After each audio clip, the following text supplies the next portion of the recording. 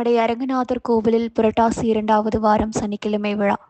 கோவை மாவட்டத்தில் மிகவும் பிரசித்தி பெற்ற வைணவ ஸ்தலம் காரமடை அரங்கநாதர் கோவில் அமைந்துள்ளது. இங்கு ஒவ்வொரு ஆண்டும் புரட்டாசி சனிக்கிழமை விழா வெகு விமர்சையாக நடைபெறும். இன்று புரட்டாசி 2வது சனிக்கிழமை விழாவை முன்னிட்டு அதிகாலை முதலே கோவில் நடை திறந்து மூலவர் அரங்கநாதருக்கு திருமஞ்சனம் செய்யப்பட்டது. அதனைத் தொடர்ந்து பக்தர்கள் வழிபாட்டிற்கு கோவில் திறக்கப்பட்டது. பின்பு ஸ்ரீதேவி பூதேவி சமேத உற்சவமூர்த்தி அரங்கநாத பெருமாள் சிறப்பு அலங்காரத்தில் எழுந்தருளினார். அங்கு தீபாராதனை காண்பித்து தீர்த்த பிரசாதம் வழங்கப்பட்டது. பக்தர்கள் நீண்ட வரிசையில் காத்திருந்து அரங்கநாத பெருமாளை வழிபட்டனர். கோவிலுக்கு வந்த பக்தர்கள் தாங்கள் கொண்டு வந்த அரிசி பருப்பு காய்கறிகளை தாசர்களுக்கு படைத்தனர். தாசர்கள் சங்கு ஊதி சேகண்டி அடைத்து பூஜை செய்து பக்தர்களுக்கு அரிசி பருப்பு பொருட்களை வழங்கினர். மேலும் பக்தர்கள் தாசர்களிடமிருந்து சிறிதளவு உணவுப் பொருட்களை பெற்று சென்றனர்.